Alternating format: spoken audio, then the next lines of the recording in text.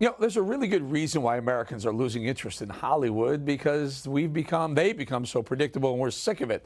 The wokeification of entertainment, instead of coming up with something new or groundbreaking or, I don't know, entertaining, they just add a transgender character and call it what it is. People call it racist.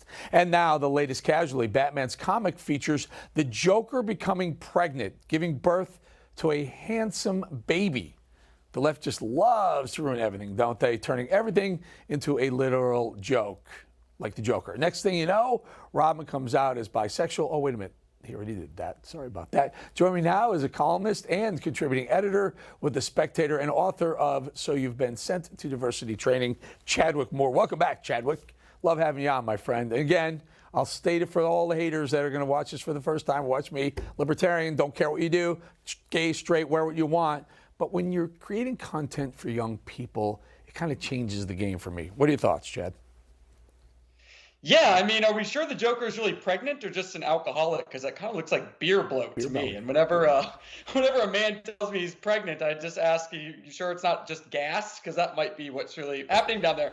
With this comic book, I've got a couple thoughts on this. The first is the Joker is a homicidal maniac and probably the most criminally, mentally ill person in the comic book universe. So is this the representation that the trans activists want? Because last time I checked, they were trying to get away from the mental illness stigma associated with being transgender. So I'm not sure if this really does any favors for them. But also on another note, we're so used to seeing wokeness destroy these iconic American characters, whether they're good or evil characters in our comic books, that when we see something like this, we just assume we're becoming so desensitized to it. We're expecting all this stuff to ruin these great characters. But to be fair, if you want to politicize this, when in the actual comic, what happens is it's not such a flattering transgender story. The Joker has a spell cast on him by some character who's like a witch or something, and becomes pregnant that way, and then gives birth by, apologies if someone's eating dinner watching this, but by vomiting up some kind of goo that turns into a baby. So you can kind of go both ways politically when you're looking at the details of what happened in this episode. You're right, though. You know, they ruined a great Joker. Are you kidding me? And the Joker's girlfriend, what was her name? Fantastic characters. I mean, leave these things on? Come up with a good idea. Come up with something new. Joker does something different. I don't know. How about this one? Ghislaine Maxwell is now teaching etiquette classes in prison. And of course, reportedly covers women's empowerment, how to maintain high moral standards, and how to dress for a job interview. Oh my God, Chad! What in the world is she telling women to dress for job interview? I mean, strip down naked because you're going to be, giving some creepy dude a back rub? Yeah. The best part the crimes she's convicted of, rather, are so unspeakable and so horrible. But once again, let's elevate her into a woman's rights hero.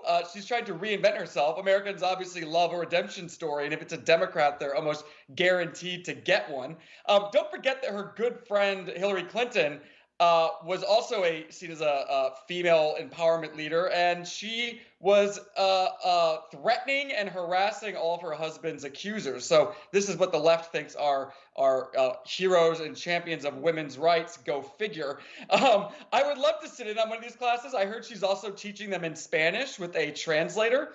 And if you're in prison, great. I'm sure she actually has some nice, helpful things to tell these fellow lady inmates about how to behave in a job interview and maybe how to dress.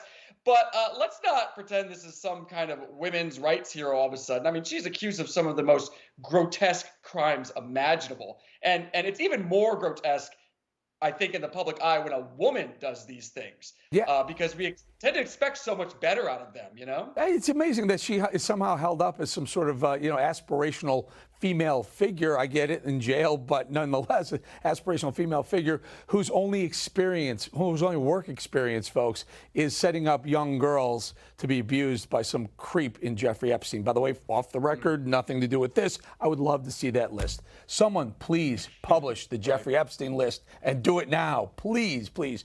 Chadwick Moore, always good having you, my friend. You're hilarious. Love having you on. We'll see you again soon. Happy New Year. Thanks, man. My pleasure. Happy New Year.